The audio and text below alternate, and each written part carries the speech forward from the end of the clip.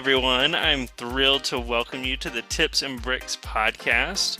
We'll be discussing all things Lego and sharing some of the community's best tips about those bricks we all love. My name's Clay, one of the hosts of our podcast, and today I'm joined by another wonderful host, Bethany. How are you?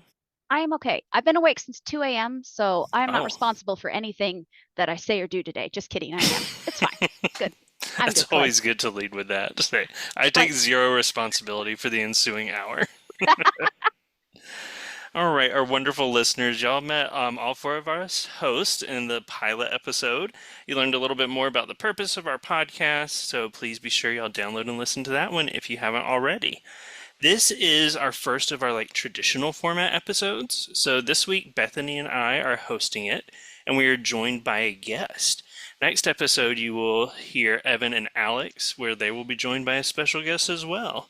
No promises, but I'm going to say that guest is not going to be as wonderful, important, and special as today's guest, who is Evo, one of our incredible Tips and Bricks contributors. Yeah, so Evo joined us in fall of 2023 and has done some fantastic DEIB posts and even tackled the amazing review of the Dungeons and Dragons set. So Evo, welcome to the podcast. Hiya, I'm Evo. Bit about myself, I'm from the UK, as you might be able to hear, and I'm really, really nerdy, just kind of generic nerdy. Doctor Who, Star Wars, Marvel, all of it. Lord of the Rings, Dungeons and Dragons. Dungeons and Dragons, yeah. I've been building Lego for as long as I can remember, since I was a very small child. And I still do it now. I haven't had a Dark Ages. It's been the whole time.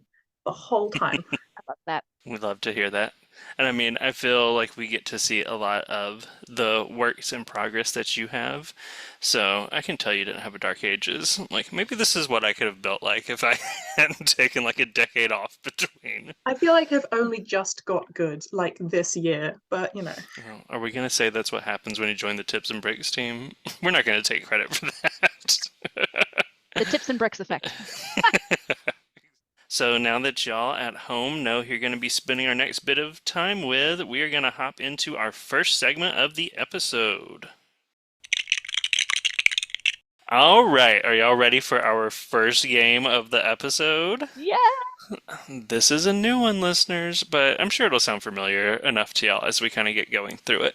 So this game is called One of These Things, and it's a game where I name a collection of something related to Lego. Maybe it'll be the names of some sets, some parts, anything Lego related. I will give you a group, and as a team, both of you have to work together to identify which one item is not like the others, and also give me the criteria why.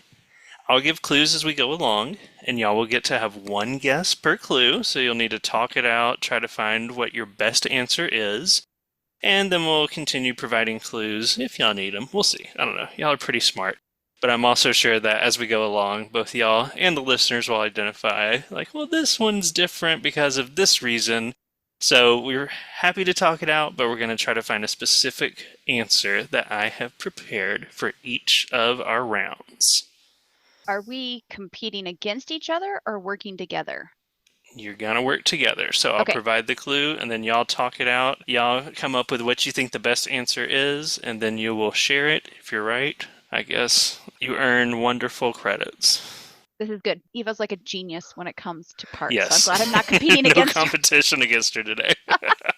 Though, I don't know. We'll see if my thinking is bizarrely different from some of y'all. You might be like, hey, I'm a genius, but I didn't think about it in the same way that Clay did. All right. I'm going to give y'all 4 parts, and there's something here that may stick out as obvious. It's not going to be the obvious answer, but we're going to see how quickly y'all can identify which one of these 4 parts is not like the other, and why.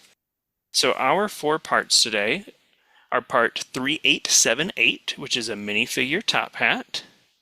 We've got part 4740, which is the 2x2 round dish, the one with the little bar opening in the center of it. Kind of looks like a flying saucer.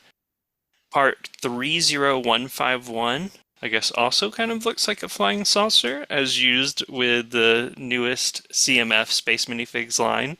It's a round 2x2 by 1 2/3 dome top. It's usually seen in trans clear, and it's like a little dome that can sit on top of some studs. And then the last part is part 11010, which is the One Ring, also known as Utensil Ring 1x1. My beloved, my precious. Yes, that is the official LEGO name, My Precious. So I try to choose parts that'll have some overlap so it's not immediately obvious. So we've got 2 minifigure kind of accessories, a hat and a ring.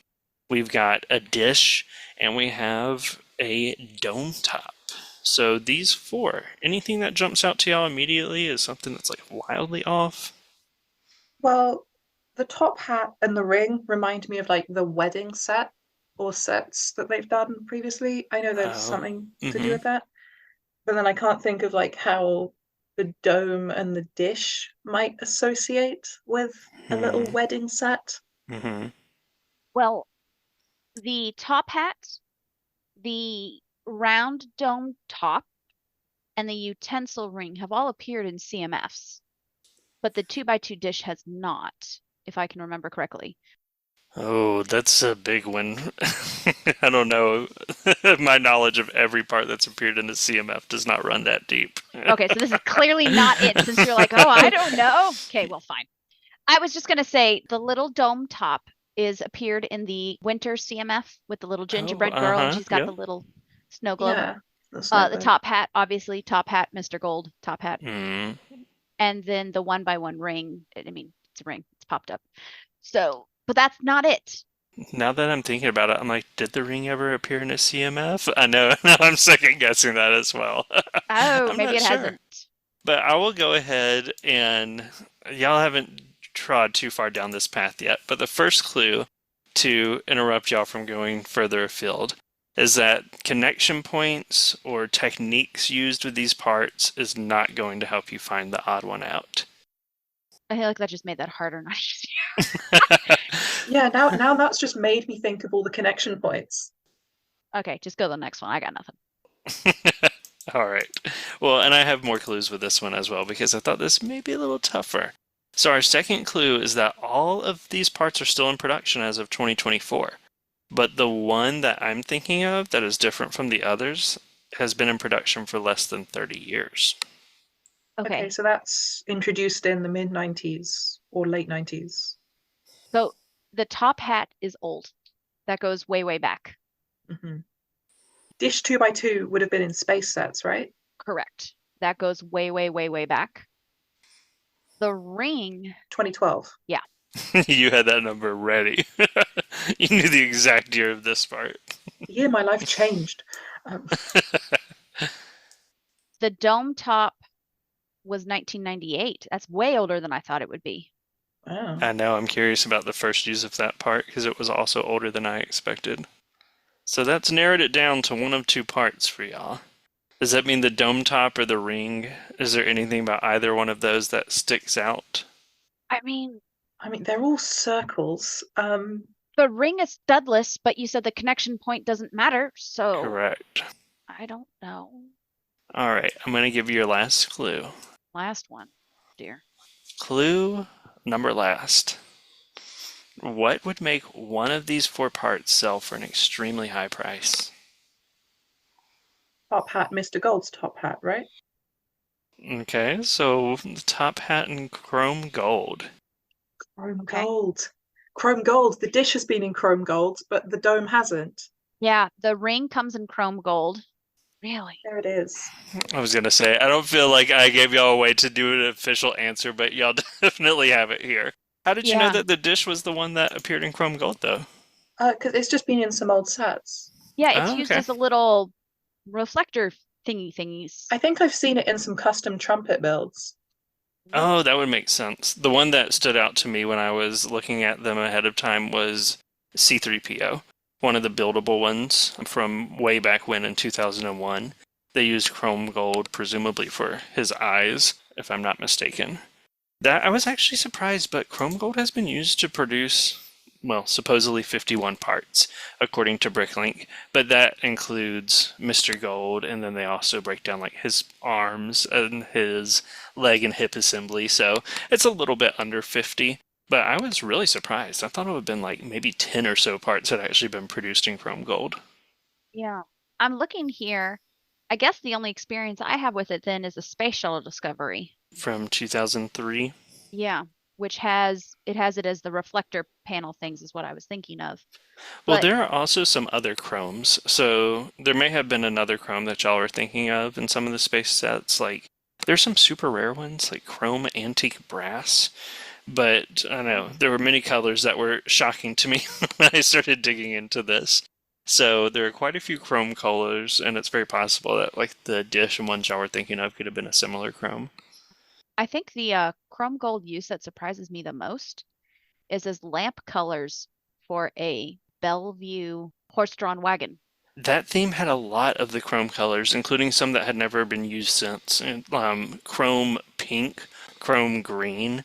They were only used in the Belleville line, and I think only in one set for most of the ones I had looked at too. So I was pretty shocked by some of that. This was impressive. I don't know how you pieced all three pieced, but Awesome. I don't know how you pieced all three of these together, but this was a good stumper. All right, so let's do another round of one of these things, and this one's getting hard because I'm giving y'all 5 parts this time, What? and only one of Not them fair. is different, and it's going to be kind of tough reason here, so y'all are going to have to really think through this. So we have 5 parts, including some strange part names. We have X789, which is, it's called rock 4x4 crystal, but it's basically the Lego snowflake that has a bunch of connection points on it. We have 36083F, which is a weapon web effect. It's the one that's almost triangular in shape. It has the bar on the end, and then the web kind of forms like a triangle. We have 6124, a minifigure utensil magic wand. It's kind of like, it's as it sounds, it's a wand with a star down at the end. Usually comes in a lot of different trans colors. I feel like trans green or maybe trans yellow is the one I Yeah, the have. trans neon is very common for that one. That's right, the trans neon. Yep. I feel like I have so many of these in my little minifigure accessory drawer. Then we have one that's a little bit different here, 62462, which is a Technic part. This is a pin connector, round 2L with slot. I know that's a lot of words for y'all, but this is just a simple Technic pin connector that has a little slot in the middle of the cylinder so you can pop Technic pins in both sides of it. And then we have 98136, which is a snake raised. So this is not the snake that can kind of sit flat on the ground, but is the one that has the raised where it comes from a bar connection and kind of curves up to face forward. 5 parts that I think are pretty wildly different. So is there anything in these 5 parts that y'all are immediately saying, I don't get this? Okay.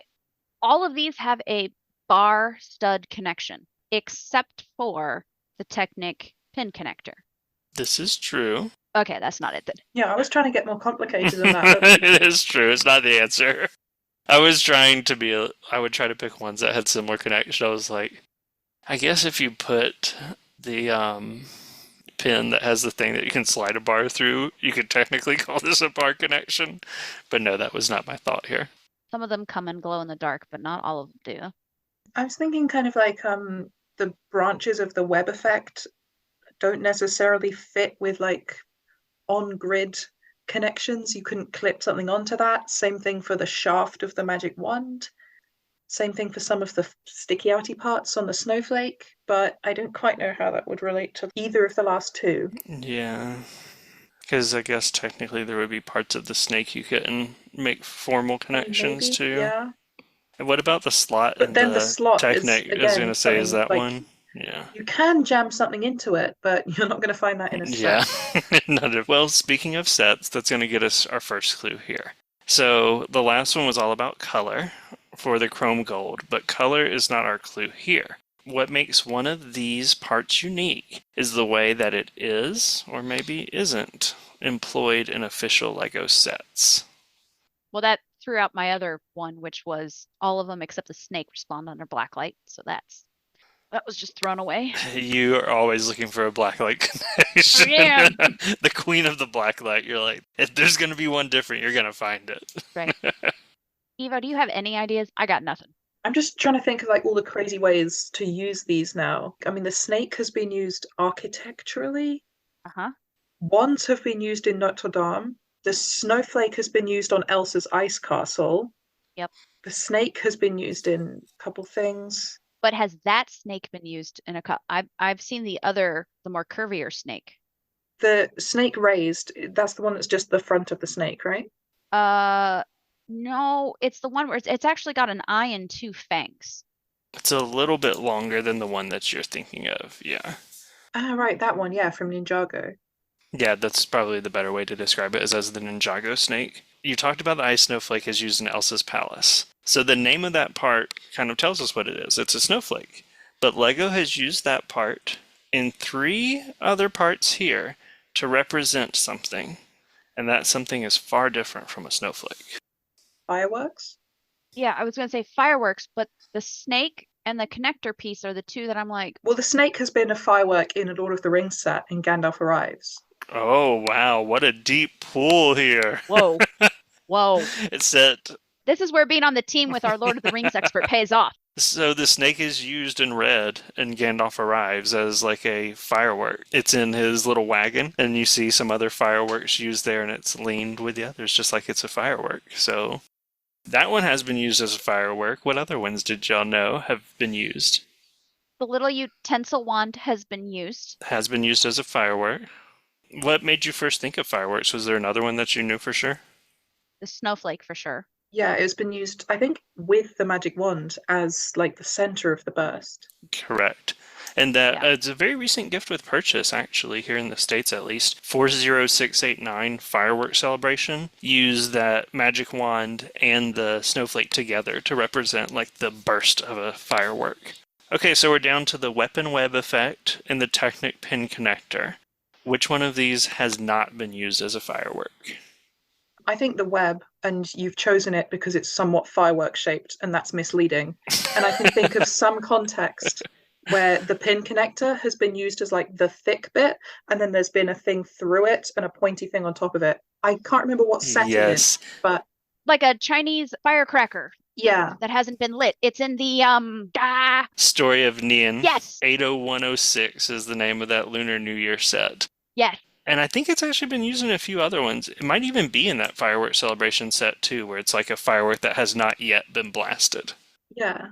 It's in the Lunar New Year set for this year, the restaurant one. Oh, okay. They got a little crate of them on the roof. Yeah, so 4 of these parts were used as fireworks, and only the web was not. But like you said, Evo, that one to me like looks like fireworks. I could totally see it, especially if it were a set where you have it kind of in the background. So now I'm eager to see people at home build with this and see, I don't know, are there any other parts that we haven't thought of that would be incredible for fireworks?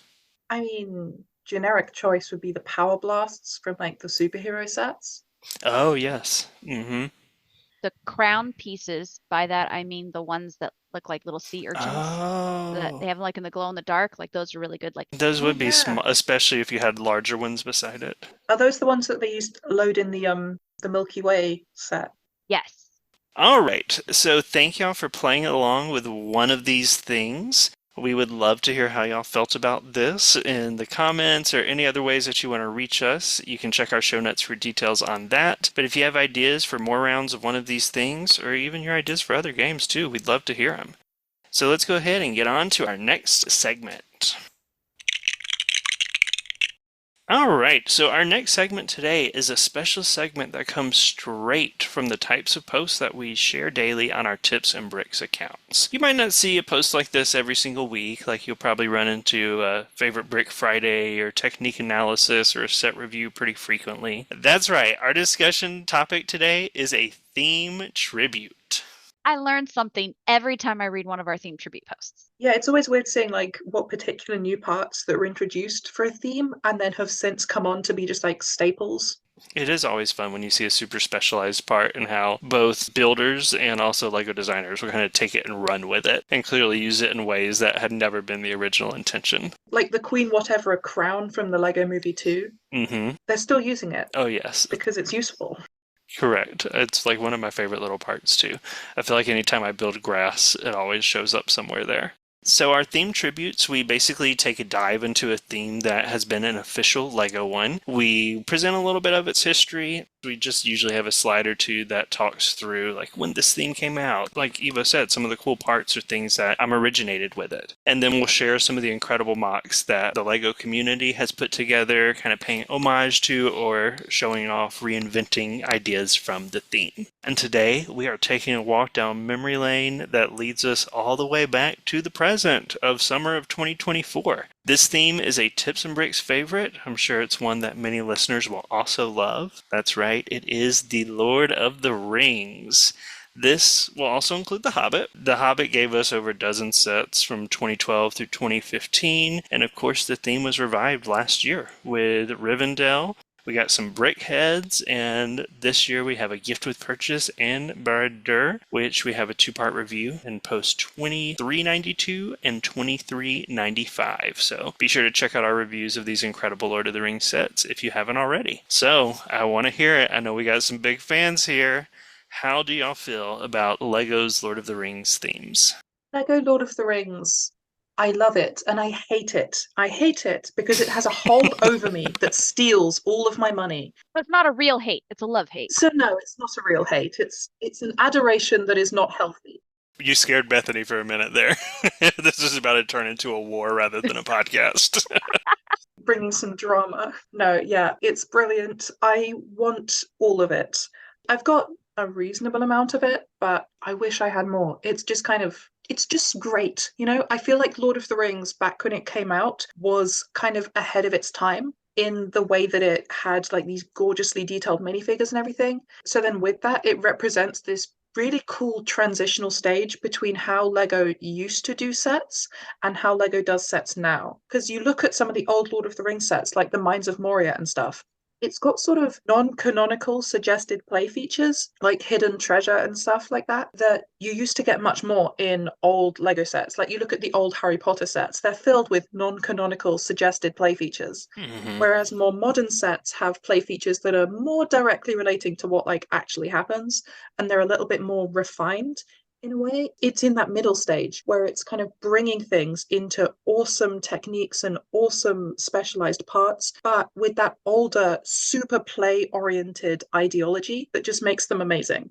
That was incredible. I was just like nodding rapturously along with every word because you hit on some of the things that I love about it. Like there's play features. There's these cool things that you can engage with. But even as you described it as kind of like this almost transitional phase or middle ground, even though there are these cool play features, it still feels in ways that it was targeted toward adults. Like a lot of the sets feel as though they would display really well, like Attack on Weathertop or Bag End, or An Unexpected Gathering as it's called in LEGO form. But there's a lot of sets that feel like they kind of straddle that line between a kid could get this and play with it and love playing with it, and an adult could get this, have the joy of building it, and have a display in their home on top of it as well. What are you thinking, Bethany? Do you have any of these sets or anything that you particularly just love about the theme? So, don't shoot me.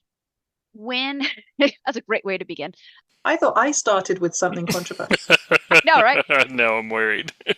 I am worried too, because I think we've made some oopses. This was before we realized just how rare and valuable and unique the line was. We had a friend whose son had entered his dark ages and they were moving and they were selling all of his Lego. So I bought probably 6 or 7 Lord of the Rings sets for 10 to 15 bucks each. I don't think we have them together anywhere. I think like I know. No. I know. I see your faces. I think that they've all been like scavenged for parts, or like the minifigs themselves have been taken apart and put places. Like I'm sitting here going, "Oh no!" As you were naming sets, I'm thinking, "Oh, we had that. I bought that for like 10 bucks, the whole set."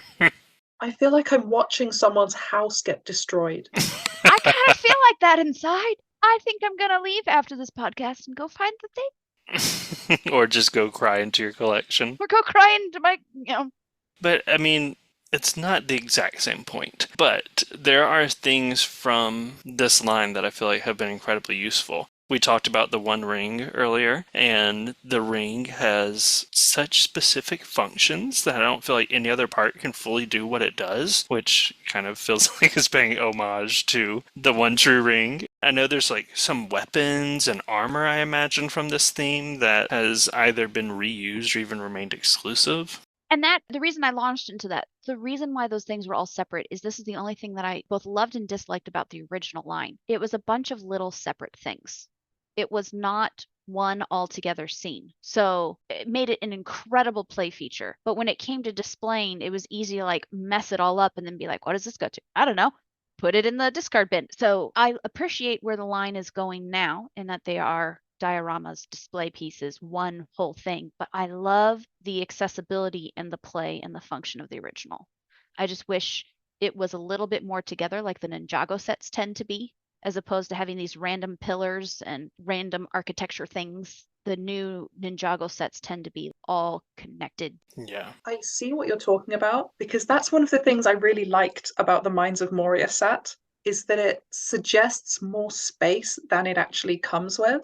And it comes with a set of little weapons that they used for Heroica. And so then you can scatter that around the floor, scatter all the elements up, separate some of the walls to make it even bigger. So then it feels like you've got this big room with actually not much plastic going on. So it allows you to kind of, in essence, create bigger sets whilst not having them more expensive. I disagree with you on that point. I actually think that having all these separate elements is good because it just kind of expands the play space. Well, and it allows you to mock them up better. I absolutely agree with that. From an adult standpoint, it was harder to keep control of because I didn't realize, oh, shoot, we lost this piece. Does anyone know what this random thing is from? So, from that perspective, but as a kid, you are absolutely right, Evo. Being able to spread them about, that is a strength for play for sure. And I think that trying to find that sweet spot is one that I feel like with Burr, they're still exploring because there are cool features in it. There are things you can do. You can pull out some levels. But I also felt like I saw complaints from adult fans that the back is open, almost like a playset. So I feel like there's an impossible task with trying to strike that balance between like, hey, we want it minifigure scale. We want these incredible features, which were something original to this line. But also, we want it so beautiful and to display well. So I don't know. Lego's never going to strike the perfect balance for everyone. I will never understand people who complain about the backs of display sets. Because it's like, oh, right, of course, because it's normal to display a set backwards. Maybe that's what we should start doing in our set reviews and only take images of the sets from the back for display value and see how well that would adjust our criteria.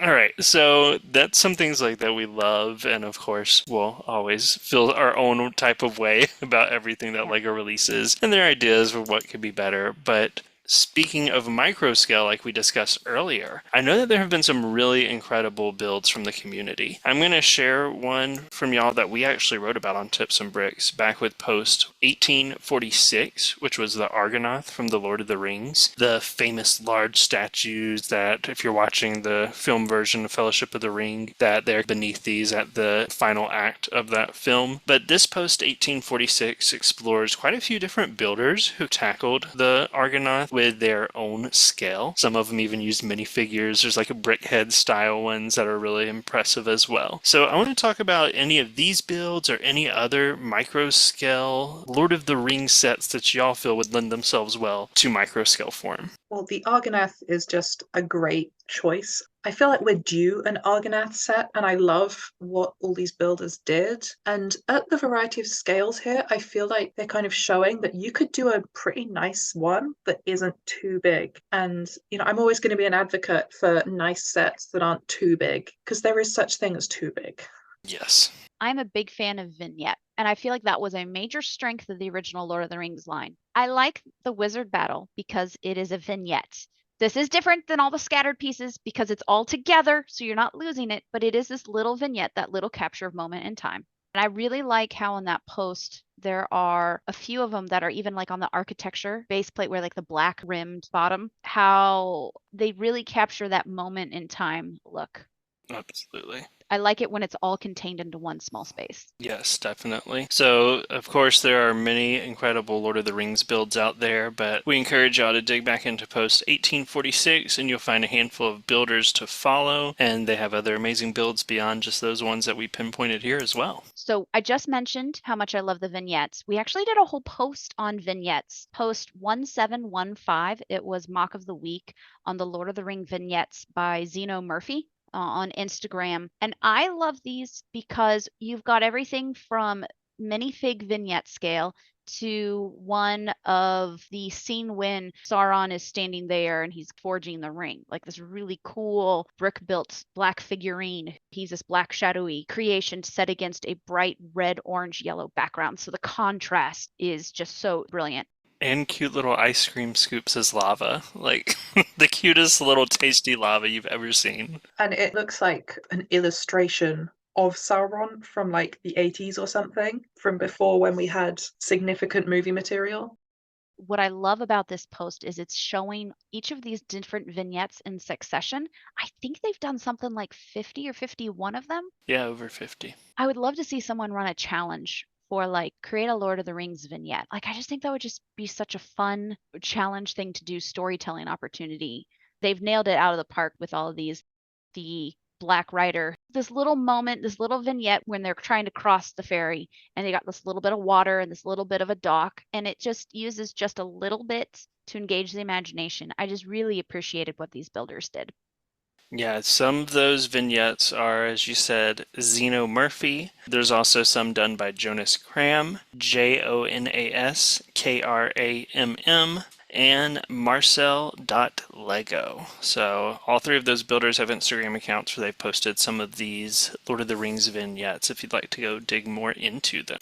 We talked a little bit earlier about how incredible some of the minifigures are for this theme, going back from 2012, and then, of course, even the ones that we've gotten in modern times, with the entire fellowship showing up in Rivendell. I know that you do a lot of your own mocking and some of your own custom building as well, Evo. Do you use, like, these or even other prints to create your custom characters of, perhaps something that's never shown up before, like a character from the Silmarillion?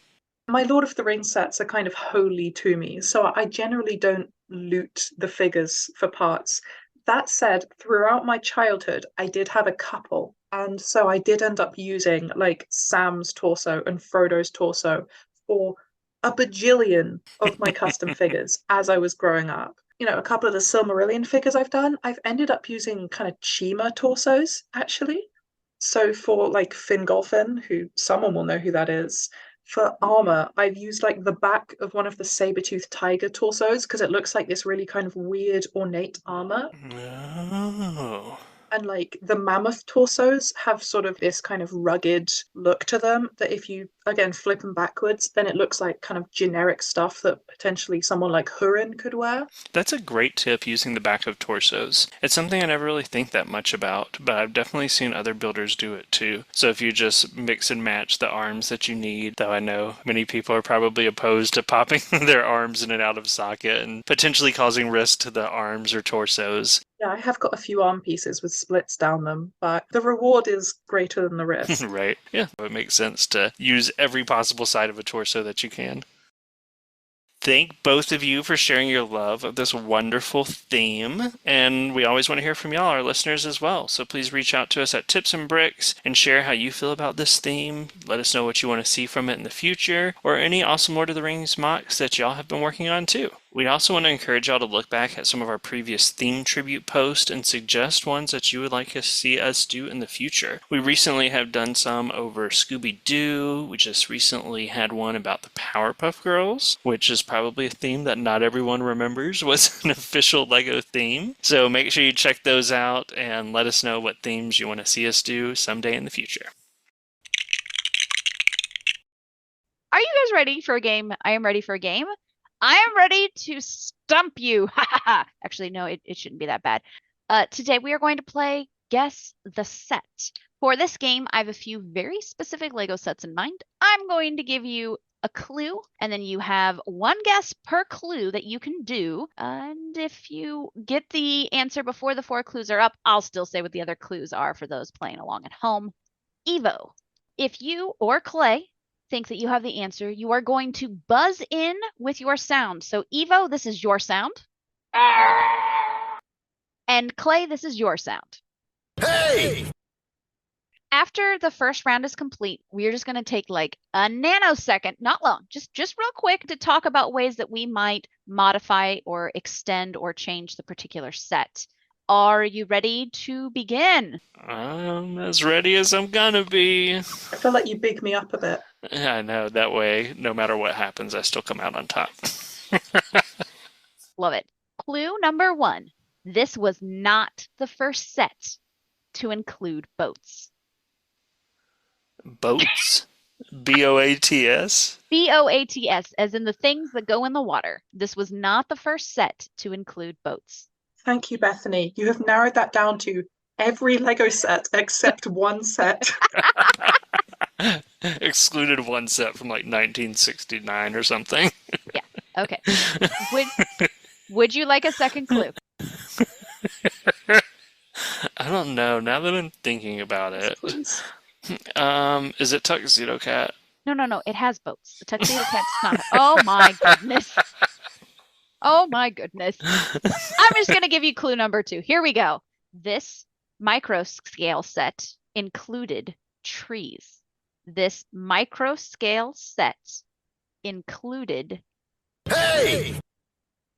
Yes, Clay, what is your. Okay, so micro scale has led me down a path. It's led me to architecture. I'm in the same place.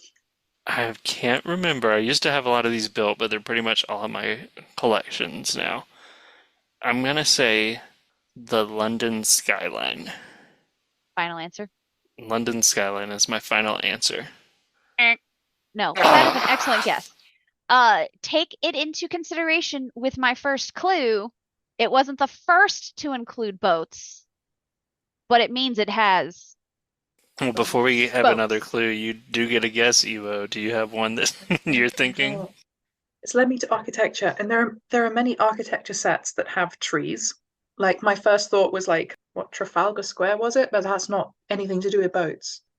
There are so many architecture sets that have like tiny little trees, and not many that have boats. I know there was a boat in I think it was Sydney, but that's one, and I don't think that set had trees. But I'm just going to say that I think it was the Sydney skyline. That's my guess. But that was also a Fair enough. great guess because it actually includes 2 little tiny sailboats. They use little teeth Yeah. pieces for sailboats. That was going to be my next one if we didn't get a clue to help, because I thought that one for sure had a boat. But both of those do include bridges. So like over water. So well done. Clue number 3. Some say this set is half as good as it could have been. Yes. Pyramid of Giza. Yes. Oh, nicely done. Nicely done. Excellent. So this is set 21058. The Pyramid of Giza was released in June of 2022. It is still available. We actually reviewed this. This was my first set review for Tips and Bricks post Wow. 1926. Highly recommend checking it out. It contains 2 boats that go down the Nile River. And what's really cool about this one is that it has the white pyramid, the original, and then you can take it off and it shows the sandy exterior that we see now because all the paint and the finish has been stripped away over time, but also shows like them going up the ramps and moving the blocks. And you spin it around to the black and you can see the secret passageways. But that leads me to a question. We kind of touched on this with Barador, half a pyramid. Yay or nay? What do you guys think? I think it was the right choice because it looks great, and a bigger pyramid would be a repetitive building experience and like at least 50% more expensive. I think it was a good decision making it half, because if people want a full one and would commit the money to a full one because it would have been a bigger set, then they can get. Agreed. Clay, did you have any additional thoughts? No, I agree completely. Like at that price point, it would be what, around $250 US dollars if you wanted a complete one. So I think the price point that they kept it out, and with the idea that, you know, this could sit very nicely on a shelf where the back of it really doesn't matter. So unless they were going to design a structure where it was already angled. I feel like this was the right choice. Of course, I didn't buy even one copy, so I may not be the target audience to make this decision. It's not like a set with minifigures where like the value comes from minifigures, so getting it is going to be just like more than the parts in terms of the price. No, it's an architecture set. No figures, some specialized stuff, but not much specialized stuff. Essentially, it is you pay for the plastic that's there. A 2 times bigger pyramid is going to be that much more expensive. You pay for the plastic that's there should be the caption of all of our reviews from now on. Yes. They're just going to end it on that note. Love it. The thing that's unique about this set is that they actually did include axle holes, axle bricks on the back, where you could take Technic axles and connect. So if you're like, I want this to be symmetrical, you could buy a second set and put them together and it would work just fine. Oh, so it's already designed to combine two. Like there are almost no mods Correct. that you would For the have to do. completionists Wow. who want it, it's designed to have that. Are you ready for set number 2? Clue 1. Dun, dun, dun, dun, dun. This set featured 20 recolors. 20 recolors. 20. That seems like a pretty big number. That is a significant. The only set I've seen have more recolors was the Ninjago City Markets. Yeah, that was crazy. It was a lot. That was when you said Holy Recolors Batman, wasn't it? Yeah, that was the one I described as Holy Recolors Batman. Yes, but this one has 20. I'm going to buzz. I remember the piranha plant had a lot of recolors. It is not the one. It is not the set that you are looking for. I'm gonna... Hey! Because I think I'm in the same mindset where I feel like botanicals often get a lot of recolors, but there's so many to choose from. I'm gonna go with the dried centerpiece. Another excellent guess, but not the one I'm thinking of. Okay. All right, clue number 2. This set included both pirates' hats and oars. Hey! Yes, Clay. I think our botanicals was on the right track. Oh gosh, now I'm second guessing myself. I'm gonna say the succulents because I feel like the succulents may. Oh no, I don't know, but I'm stuck with it. I'm gonna say the succulents. That is an excellent guess, but it is incorrect. I'm trying to picture it. I can picture the pirate hats on the plant I can stem. as well. I know what it looks like. In purple, right? Is that what you're picturing? Wildflower bouquet. That is correct. Evo has it. Hooray, Evo! Okay, the set is 10313, the wildflower bouquet. Here are my other 2 clues. Are you ready? This set is neither micro scale nor minifig scale because it's human scale. Yeah. Human scale. And the 4th clue was this set contains 12 32L axles, 32 stud long axles. Oh yeah, that would have definitely helped us know that was the bouquet over, a succulent or a dried centerpiece or tiny plants. And Evan, who is one of our podcast co-hosts, reviewed this for Post 1929, his set review.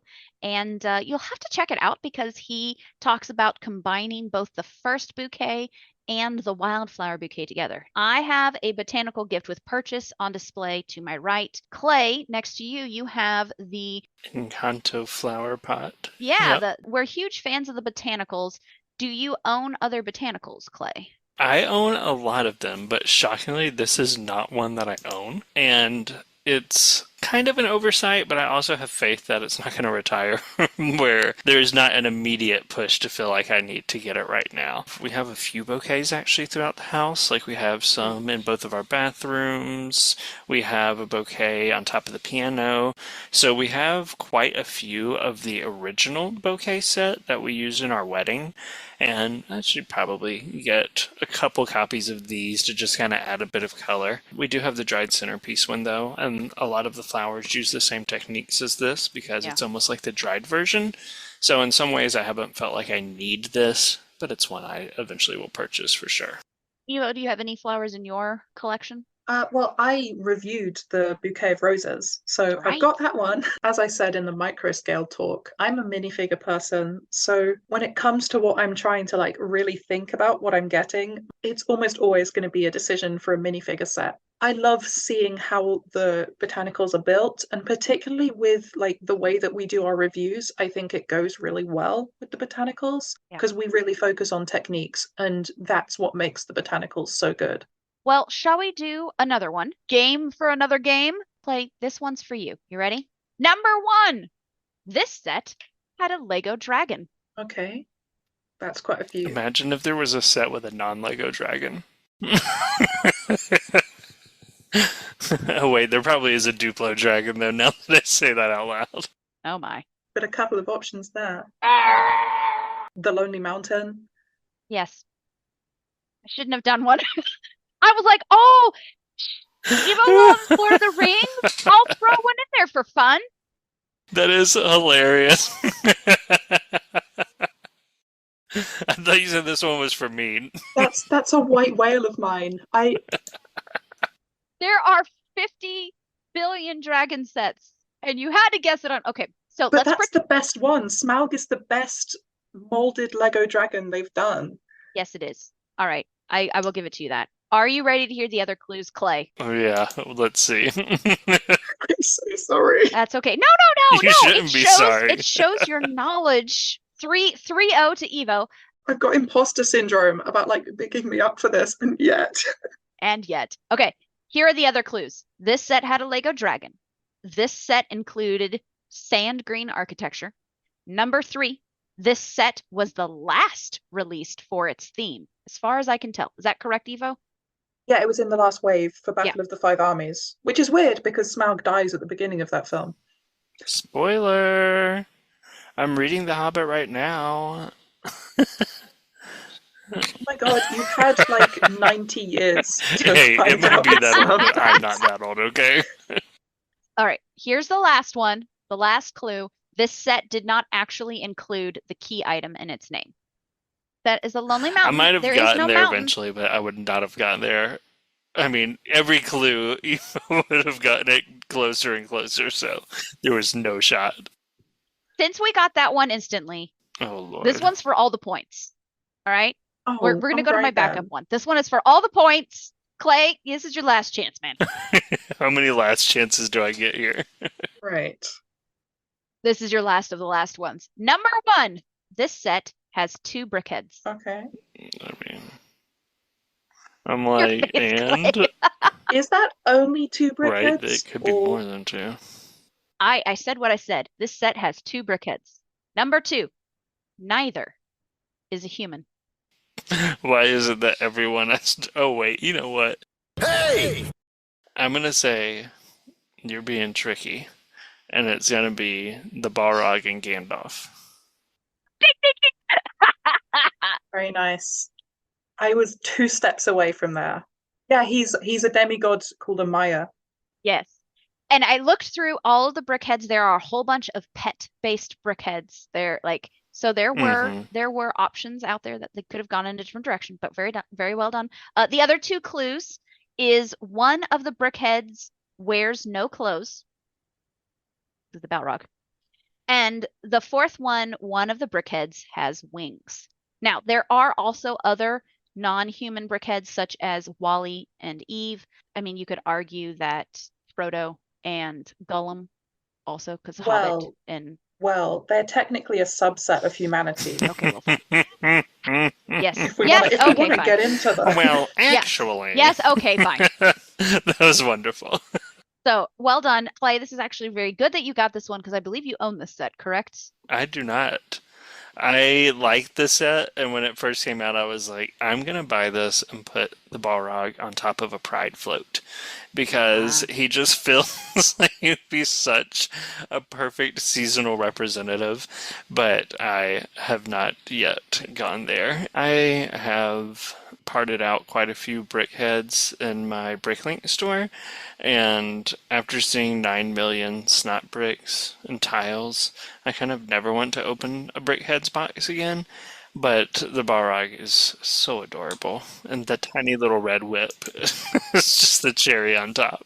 I have to confess that the Lord of the Rings brickheads are definitely growing on me, and I think I want to branch out and get them all because I feel like I'm going to regret if I don't down the road. Evo, I know you're a huge brickheads fan. Well, I really like designing my own brickheads, but I don't actually have any Oh, myself okay.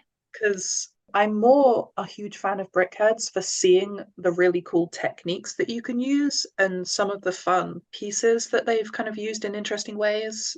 They're a really great school in terms of understanding snot pieces and brackets, actually. That's something I would recommend for people who are trying to mess with Very snot true. bricks and brackets and everything. Design your own brickheads because having to just squish in intricate sideways detailing into the limited space of the torsos and the heads and stuff is a really great way to kind of train your mind to automatically do the right maths in multiple directions. With the Lord of the Rings brackheads, I almost feel myself not as impressed as I kind of want to be. They do their job, but they're not as cool as I feel like they could have been. Throwing down the challenge. Okay, well then I will posit this. If you, Evo, or any of our listeners want to design their own brickheads Lord of the Rings characters, show them to us because we would love to do that. Share them on Instagram on a story and let us know. Tag us on your story because I personally would love to see that. So Eva, there's your challenge. Can you Oh make? no. Can you make? I walked into that, didn't I? You sure did. Boom, boom, went right through that door. All right, well, that is all we have time for today. Thank you, everybody, for playing Guess That Set. All right, so that is all we have for today's episode of the Tips and Bricks podcast. Thank both of you for being here with us today. Do you have any final thoughts, maybe any current projects you're working on that you'd like to share with us, Evo? A post that I'm currently kind of in the works with is The Portrayal of Women in Lego Part 2. Part 1, I think by the time this episode will be out, will has already been posted. That was post 2438. And part 1 of that is basically a timeline of Lego women from the 70s all the way through to now. And in part 2, I'm going to get a bit more critical, a bit more analytical. I'm quite excited to sort of burst the conversation wide open because we've seen some really big changes in how Lego has done women, but there are more changes that I think we still need. So, watch out for that post at some point. Awesome.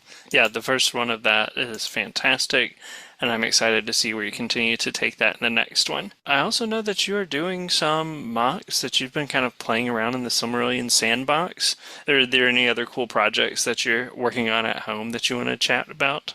Well, I've done a bit of Silmarillion stuff. I need to share one that I did of Hurin sitting on his chair watching all the suffering of his kids. Classic Lego themes, you know. Of course, it's the Silmarillion is like the game. It's like Game of Thrones, but less gratuitous, nasty stuff. Yes. And if anyone wants to follow along and see some of those builds that you've made, where can they find you? Well, I'm on Instagram, just Evo_Maynard, Maynard like the sweet company. And that's where I just post up random nerd stuff. So generally it's going to be Lego and the occasional cosplay. Awesome. And of course, you can catch Evo there or in many of the posts that you will see coming from Tips and Bricks as she continues to tackle all sorts of interesting and fun topics as well for our various posts. So please come back, everybody, for our next episode hosted by Evan and Alex, who will be joined by a special guest whose identity we will not reveal just yet. Ooh. And of course, you can continue the conversation with us at Tips and Bricks on Instagram and YouTube and join us on Patreon, link in the description.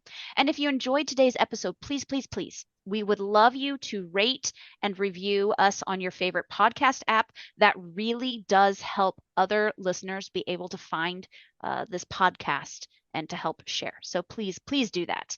And if you want to converse with us in real time, you can always hop on the Patreon Discord for more podcast content and discussion. Absolutely. All right. Well, until next time, I'm Clay with Bethany and Evo, and we are signing off. Happy building, everyone. Bye. Bye.